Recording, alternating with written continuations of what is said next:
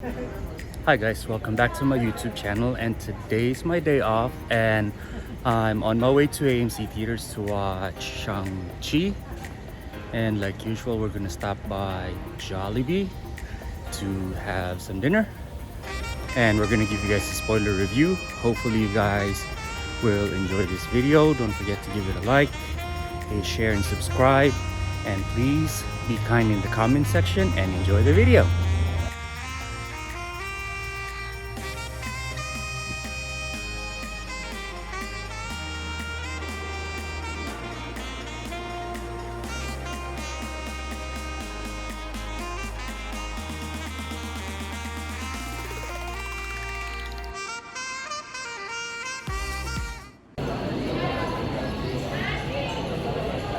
Look, the city's bustling again. It's bustling again. It's nice. If you see like some of my old videos, like this place is like empty. It's just me, but now it's busy.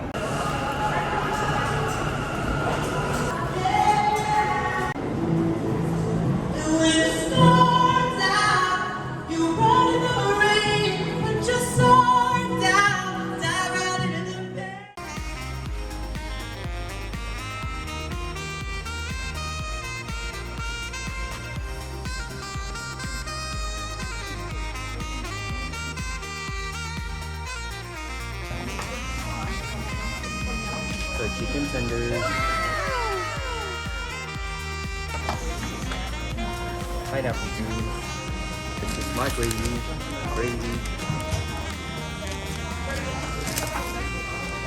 and adobo rice, see? And then I ordered the spaghetti and some spicy fried chicken. See that?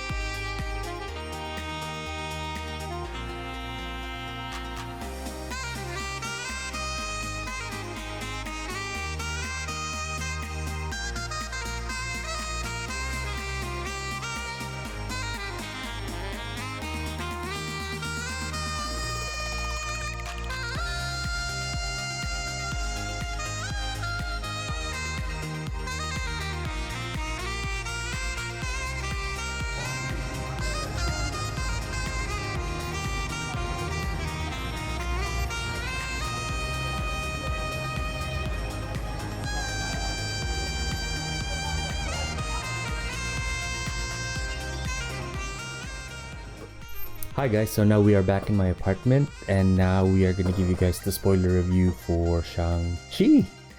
And I really enjoy Shang-Chi a lot.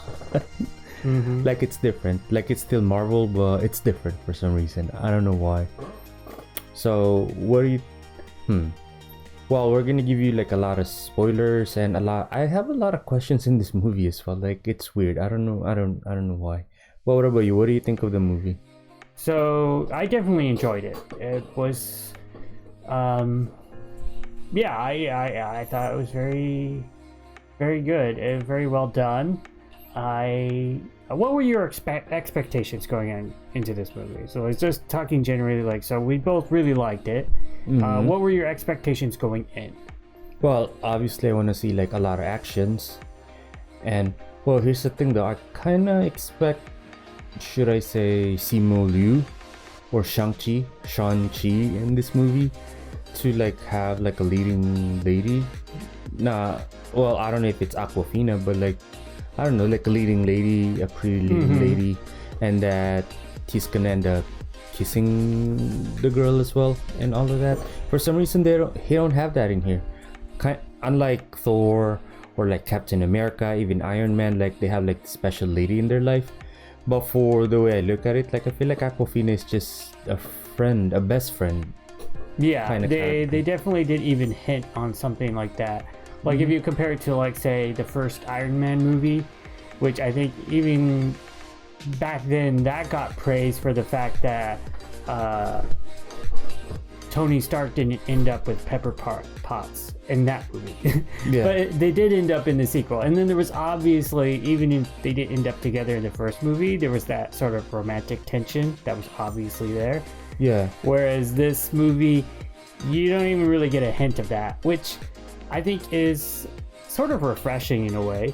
The fact that it's not like, since the other female character is obviously his sister, which I was surprised. I don't think that was really mentioned in the trailers, because I had no idea going in that he had a sister. Yeah. Well, not even in the comics, you think? I don't know really much about the comics. I don't think I've heard about him having a sister in the comics. Yeah. So I feel like that's something they wanted a lot of people to be sort of surprised by, because even at the beginning of the movie, that's not something that's really mentioned until a little bit later. Yeah, it's kind of like something I expect. I expect like Asian people with like a leading romantic role. This is one of the reasons why I go to the movies now, because I want to see Asian guys to be portrayed like that, like somebody, you can be pretend like a romantic interest, like a leading man, basically. So yeah, I didn't necessarily go in with that expectation, but I can kind of see where you were coming with that. I didn't have a lot of expectations other than fighting, and then that it kind of seemed like just from the trailers that there was going to be a like some sort of epic CGI battle at the end.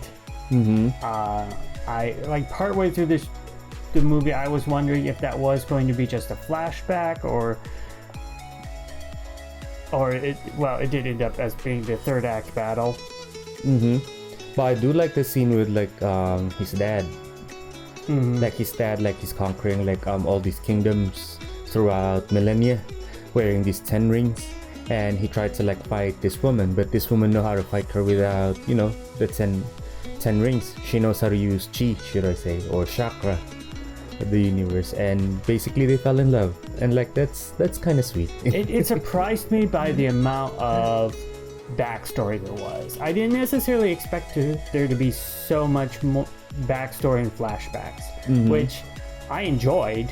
It gave I think, especially since this does operate as a origin movie for the character, you kind of have to give more info, especially because we are delving into a character that, even though he doesn't go by the Mandarin, you have to give some backstory to that. Let me see. Then they're trying to figure out, well, in the movie as well, they're trying to figure out, well, this movie didn't answer where the ring come from. Or something. I was expecting like they're gonna give an explanation for this ring. So like before we get into like the specifics, I think we talked about our impressions, or what our expectations were going in. Did you feel your expectations were met by the film? Well, not all of them. Well, just like in terms of like how much you enjoyed it. Well, action-wise, yeah, I enjoy it. Like, it's a lot of fighting. But CGI-wise, there's a lot of CGI as well, which is amazing. But like, I was just expecting him to like, with a girl, or I don't know, probably with a guy, basically kissing someone, like a romantic interest. Because I don't see, I think it's not Aquafina. I think she's just a they do seem just friends, but yeah, he isn't given a love interest or even any sexual tension with anyone in this movie. He's almost a point where you could call him a little asexual. I feel like in this movie. Yeah, because they're portraying Asian men like that in Hollywood all the time, like asexual, not with a romantic partner or something. Come on, like we're supposed to portray Asian men like in a different way now. I mean, I don't necessarily think that was the intention of the filmmakers. I think they just wanted the movie to focus more on his family, his background, and his family dynamics, because that's what the film is focused on. But probably they're gonna do that in like the second movie for this one, or in the multiverse, probably. Yeah. He's probably gonna meet somebody from the multiverse or something. So what else do you think? Well, here's the right question. How does this tie up with the Marvel Cinematic Universe now? Well, first, first let's talk about just the like individual characters, or specifically Shang-Chi. So what did you think of Shang-Chi just as the character, or Simu Liu as Shang-Chi? Like performance-wise, like acting-wise? Yeah, or like it as a new superhero character. Well, in the MCU. It's good. Like I can tell he did a lot of training just to prepare for the character or something. And obviously they have like a shirtless shot of him. So. Yeah, he definitely has the physicality for the character. One of the things I kept thinking about with this movie in comparison is comparing this to Netflix's The Immortal Fist. But way better. This is obviously way better, especially because it was able, to go there with the action sequences, and as you know, did I say Immortal Fist? Iron Fist. He is the Immortal Iron Fist. Iron Fist. That show was never able to go there in terms of the action for various reasons. One of the actor was just never prepared. Maybe it might have been his fault, I don't know. And obviously they didn't have the CGI budget, because Iron Fist, am I even getting that right? I'm gonna check. It's Iron Fist, right? Yeah. His origin involves a dragon. That's why I find it interesting, and they hint at that being the origin in the series, but you never actually see anything. Yeah. Which is kind of disappointing for something like that. And then compared to this, where you get to see the dragon. You see it in the trailer, but yeah, you get to see the dragon. It's not even just a hint of it. You get to see the dragon in this movie. So you kind of even don't really need Iron Fist, I believe, in the MCU at this point, because this movie fulfills everything that would be unique or special about an Iron Fist movie. Yeah. And then, let's focus on his dad as well in this movie. Should I say he's the main antagonist?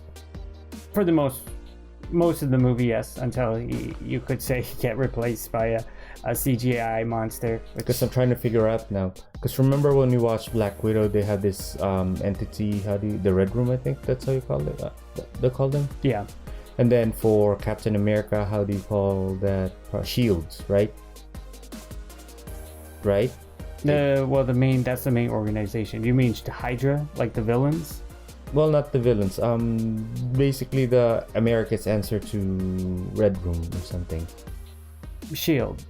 I mean, it's not the answer to the Red Room, but you get what I'm saying, right? But for some reason, like, is this China's answer to like both of those things? The 10 Ring Institute? Not really, because are they a gang or like a big institution or something? No, it's more like his criminal organization. Because that's the thing. His dad has been alive for like thousands of years, and they're trying to figure out in the ending credit, they're trying to figure out how long is his dad been alive or something. Is it the ring as well that's giving or keeping him immortal? But that's what they said at the beginning of the movie. It gives him power. But so what did you think of that character? The dad? The dad. I guess, like, what did they call him in the movie? I don't remember. Because he's kind of like the Mandarin, but he doesn't go by the Mandarin. Yeah, because that's basically America don't know how to pronounce his name, which is I forgot how to pronounce his name. Well, I'm not Chinese to begin with. I was just trying to see what he actually goes by. Wenwu? Zhu Wenwu. Zhu Wenwu. Should I say I think we're butchering that. Well, you could just say Zhu Wenwu. Wenwu is his name. And then, yeah, because he's been building an empire for like a long time. But he didn't. I don't think he had like a villain name, other than just he mentions how he had been called the Mandarin. And then here's the thing: it's the place they go to. How do you call that place they go to again? I have to look it up. It's Talo, the village. That's the thing. It's on another dimension, so you think it's gonna be part of like the multiverse or something like that? Well, I mean, kind of. Because remember, there's Asgard or something. And then I feel like the universe is expanding now. Yeah, but that's also another thing that's very similar to Iron Fist. I don't know if that's this Talo or whatever it is from the comics or not, but I know that Iron Fist has also sort of a mystical city where he learned where he got the Iron Fist from, or where he was trained to fight. That's how he knows how to fight and everything. And I think what's the name, Kowloon or something like that. So that's another interesting parallel. This movie has a lot of parallels with Iron Fist. It almost seems like it was like Kevin Feige saying, how can we do Iron Fist but do it better, way better. Now, that was the criticism from the very start of them announcing the casting for Iron Fist, was that it's a white character who knows martial arts and is the best at it. But for some reason on Iron Fist he got romantic. And I know there were people who wanted the Marvel to do something different and cast an Asian character, an Asian actor as that character, which would have been different from the comics, but it's not like they haven't done anything like that before. Yeah. So I kind of feel like without just redoing Iron Fist, recast as Asian actor, they decided to just do Shang-Chi instead, but just borrow a lot of elements. Unless they're from, they might be from the comics too, I don't know. But I kind of feel like because they changed the father character, because they changed Shang-Chi has a completely different father in the comics. But it's the same sort of thing. His father was a criminal, I think. And I don't know anything about the like mystical city. I feel like that's not part of Shang-Chi's origin in the comic at all. So it's their answer to that. But like, yeah, I'm trying to figure out, like, because remember we saw what's that show from Tom Hiddleston again? Loki, and like they talk about the timeline and all of that. I'm trying to figure out what timeline is this one now, what part of the universe is this now. Because I know this happens after Endgame, because they mentioned something about like, oh, you can just get snapped in a few seconds or something. They mentioned that or something. And then I remember that Asian guy from Doctor Strange. Yeah, Wong is in this. He's in this movie. Yeah, we actually you glimpse him in the trailer when he was fighting Abomination. But before we get too much into that, just finishing up talking about the characters. The one thing I found interesting is the guy with the unique assassin that had like that painted thing or whatever. That turned out to be nothing in the movie. I thought like it seemed like a major character just from what you saw in the trailers, and he's just some guy. Yeah, some guy who trained him when he was younger. And I was kind of surprised that like I don't know if that was like a rewrite or like a dropped storyline. It just was a little weird that he seemed like it was hinting at a very important character, and then nothing. Honestly, like the tall Romanian guy looks more important than that guy, honestly, because he got more speaking roles, should I say, and he got more exposure. Yeah, and I kind of like, after watching the movie, I was like wondering, is that guy supposed to be somebody that I don't know from the comics? He probably is. He's got to be, right? Okay, so it's kind of like the way they treat Asian guys before, like the main character is the white guy and the Asian guy is just a side character. I feel like they did that to this white guy. How did you feel about Awkwafina's character in the movie? Because that's the thing, I feel like she's playing the same character in like all the movies I've seen her so far. Well, no, I haven't seen the movie where she's doing like a lot of drama and all that. I haven't seen that one, but mostly like personality wise or character wise, like I feel like she's doing like, like the hip millennial kind of character, if you know what I'm saying. Because even in Crazy Rich Asian, should I say her character is the same way. Even in in the movie Raya. You know what I'm saying? Mm-hmm. That's why. I don't know if it's intentional or I don't know, character wise. But the good thing about like her story, like they're able to like put her. Basically, she learned how to use an arrow, a bow and an arrow, or something like that. She's not just a side friend. Like she's able to like help Shang-Chi flourish.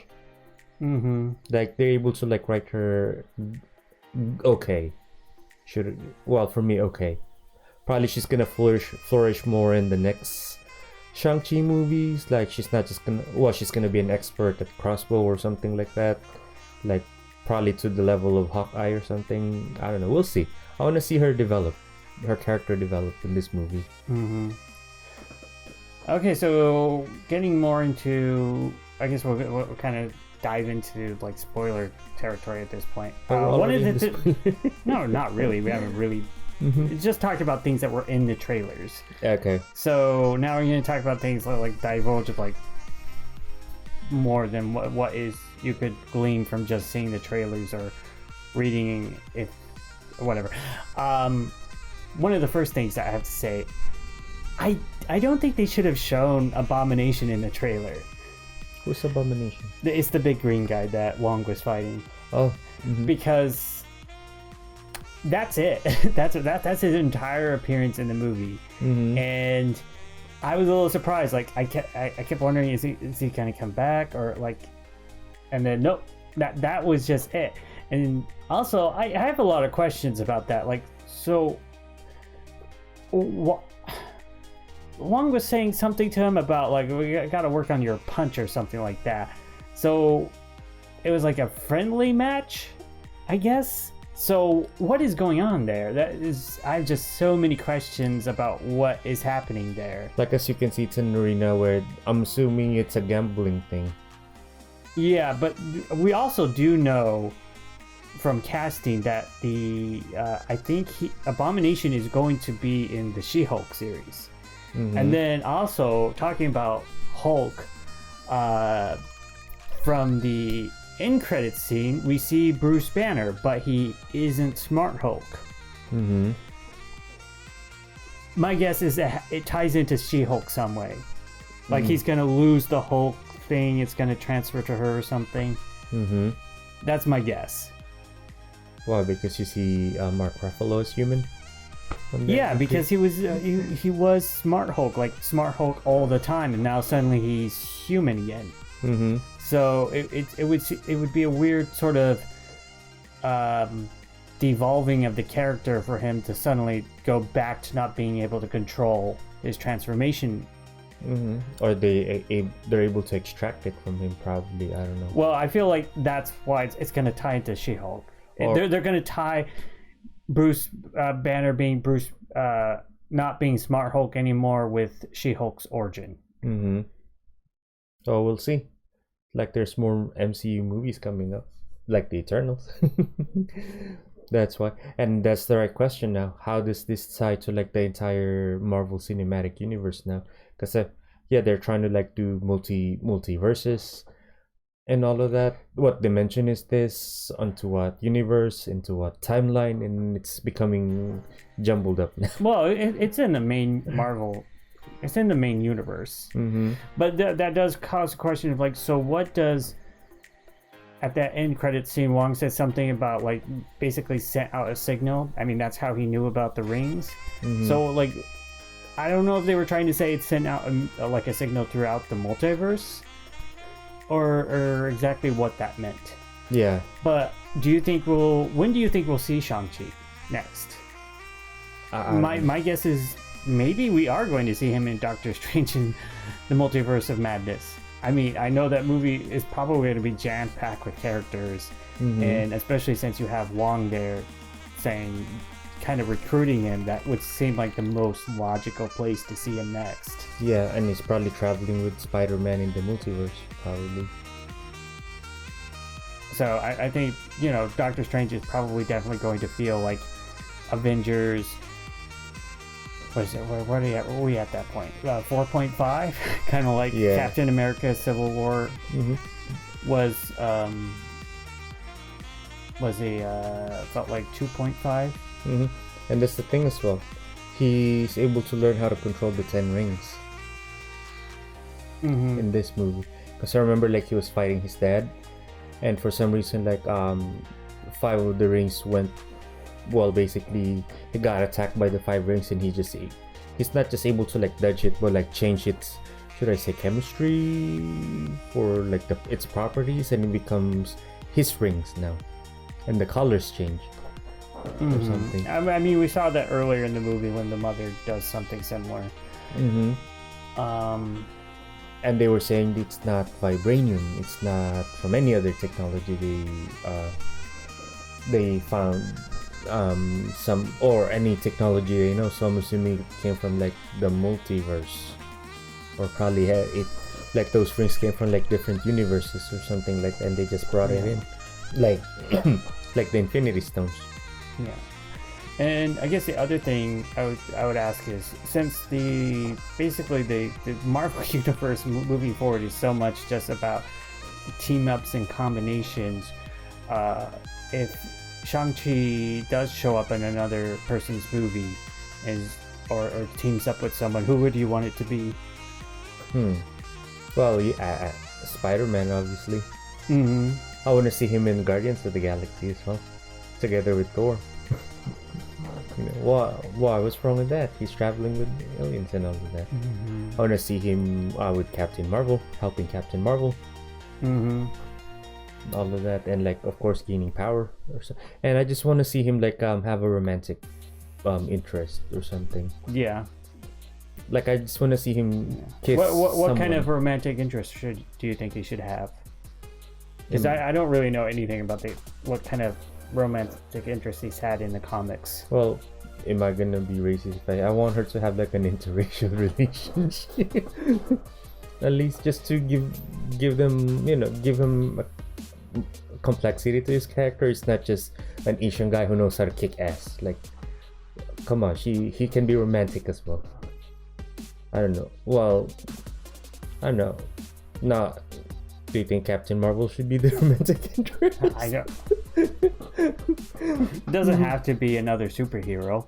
Exactly, but I feel like Captain Marvel's character, like she's a strong, independent woman who don't need no man. Or some anybody though, like that. But I don't think it's gonna be Aquafina though. I don't know why. Like I feel like Aquafina is just a friend. Yeah, they just have major friend vibes. That they're not really into each other that way. Yeah, we need to look for someone for him. Do you think Zendaya's character can be his romantic interest? Who? Zendaya from Spider-Man. Yeah, she's a little young. The character. Think so? She's a teenager. She is? The character is in the Spider-Man. I think she's 18 now though. The character. I don't know how old they're exactly supposed to be at this point. I mean, I think they were just like freshman or sophomore. Or probably she's having a crush on Shang-Chi. I don't know. I just want to see him not just kicking ass, but on a romantic lead as well. So now, what do you think about those soul monsters? Should I call them Pokemons? Because there's a lot of mythical creatures in this movie, should I say? And I call them Pokemons because they look like Pokemon. Or no, Fantastic Beasts. I like it. I like sort of the designs of all the creatures. It was interesting, the sort of concept that the final battle went into. I feel like it is the sort of film's weakness to a point that it does focus so much on this sort of otherworldly battle. And it could have been a little bit stronger if it had focused more on a conflict between Shang-Chi and his father at the end. I kind of feel like that would have been the stronger conflict to focus on. I still like all the fantasy stuff. I'm a major sci-fi and fantasy fan, so I was like into it, especially seeing the CGI dragon and everything. I just think from a storytelling perspective, it could have used a little bit more of a direct conflict instead of it kind of lost that in exchange for this big CGI beast at the end. Yeah, because remember, like they also mentioned, like all these creatures like are attacking different realms, should I say, collecting souls from different realms, and they're protecting it or something. Remember they said that, and like I don't know how it's gonna tie up to like the Marvel Cinematic Universe. What kind of universe are these creatures are from, or dimensions or something? Because especially watching like all the Marvel universes now, like I feel like there's a lot of villains in different places. Like what's gonna happen if all of them meet up in one spot? You know what I'm saying? Who's stronger than who or something? Because even like remember in Doctor Strange there's Umamu that he's fighting, and now this one has like a main villain. Like okay, there's a lot of branches of universes now with main villain and antagonist, and I don't know, hopefully people don't get confused now. You know what I'm saying? But yeah, when it comes to like CGI battle, like he's able to fight like a big monster.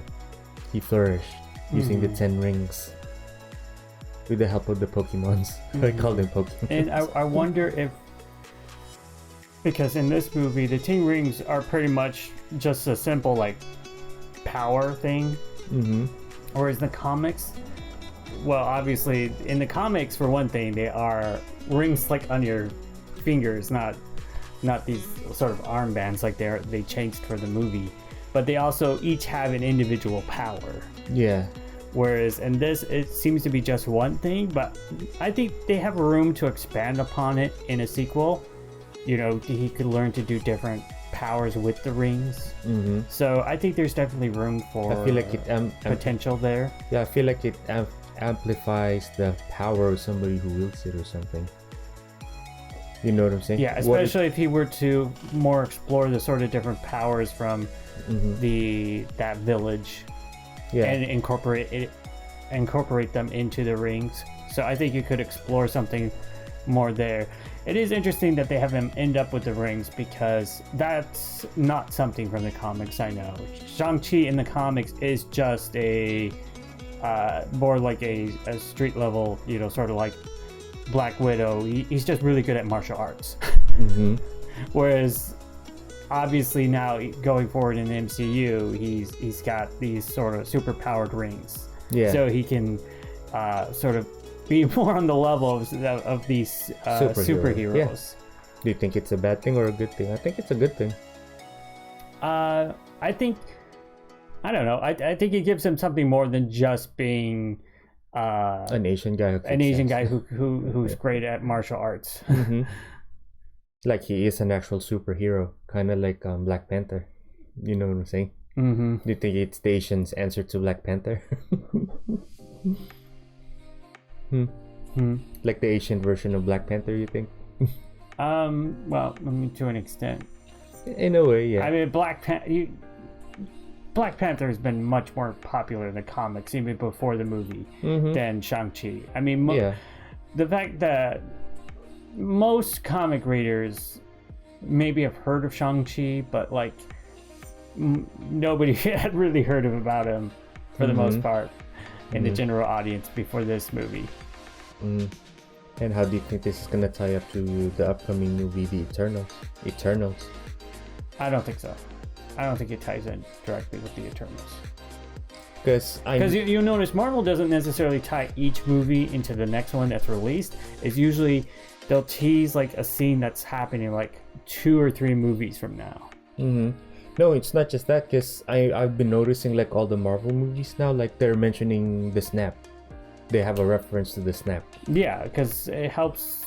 I mean, they always kind of did that before by mentioning like basically the big event that happened in the last Avengers movie. Because even in this movie, like, oh, ever since I got snapped or something, like 50% of the population can get snapped away just like that. Like they mentioned that.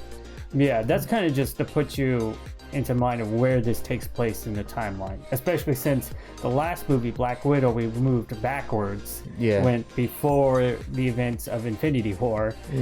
So this is like more current time. This is taking place either before, after, around, Far From Home.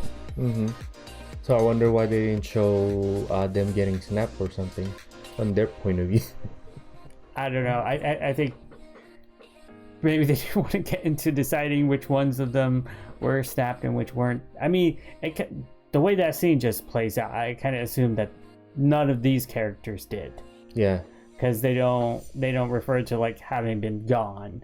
Mm-hmm. So I'm assuming none of the main characters that we see in this movie were snapped. Mm-hmm.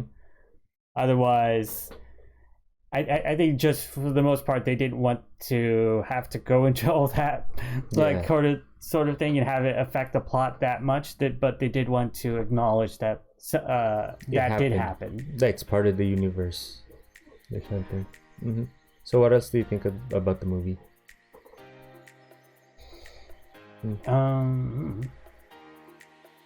Like I pretty much said everything that I know of. In a way, like I just want to see him with like a romantic lead, please, and hopefully. Well, so hopefully, what do you think the sequel should be about if they make a sequel? I don't know who's gonna be his main villain though. That's the thing. I mean, I don't know enough about the character to even guess. I mean, he could. Or probably. I feel like they could pull from a lot of different things because, like, he's like one of those characters that they don't necessarily have a lot from the comics, but they could pull something else from a different character. Well, if that's gonna be the case, I want to see him like saving the other Marvel characters, like Spider-Man or something. I guess, or one thing you could ask for like a potential sequel is, where do you think it should focus? Should it be like, where should it take place? Should it be exploring more different realms or like fantasy realms like this one did, or should it kind of just stay more grounded on Earth? Well, or should it like are we gonna stay like in San Francisco or go back to China and stay in China? Or well, of course I want to see him travel different realms. Like, it's Marvel. Come on, it's Marvel. I want to see him go to Wakanda and all of that. I want to see him go to, different universe, and like all of a sudden Loki's meeting up with him, or I just want to see him with like the entire universe itself. Because come on, they're expanding the universe, and give him more like an important role. And yeah, of course I want to see him kick ass. Like, come on, an Asian guy kicking ass, why not? Right? And saving superhero. Well, I don't think they're gonna do that for like Captain Marvel. She's too strong and independent of a woman. She don't need a man to save her. Oh, and the other thing to talk about is from the very last post-credits scene. Apparently, we're getting more Ten Rings, like the organization, which his sister now seems to be running. So the question is, what do you think the Ten Rings is going to be doing? Because the end credit scene specifically says the Ten Rings will be returning. Yeah. So what do you think is going on there? Is she turning into a villain? Hopefully not. Like, I want to see her help her brother. Or do you think they're going to serve some other purpose and show up in a different movie? Well, they're probably going to show up in like other movies or something like that. But from remember like she built her own empire, like doing street not fighting, gambling and all of that with this fighting, or how do you call that thing, UFC, Ultimate Fighting Champion, Marvel style. Yeah, well, it's basically like fighting tournaments on the dark web. And hopefully I don't know, she's able to like use it to like help her brother out, something like that. Like an army, like the Red Room or something. You know what I'm saying? The Red Room. Oh, remember like on the end credit scene, like there are women training in there too? Do you think those are the women from the Red Room? No. No. I 100% not the same women from the Red Room. That's hard. The universe is expanding, so it's hard. I'm having a hard time keeping up with all of them. With all of them in organization, and like I feel like everything's jumbled now or something. I don't know. So what else do you think? I think we can wrap it up there because I don't have anything else. Well, here's the thing. Well, hopefully you guys enjoy this video. Don't forget to give it a like, share, and subscribe. Don't forget to support his channel. You can find me on YouTube on Jonny Skywatcher, even though it's been a long time since I made a video.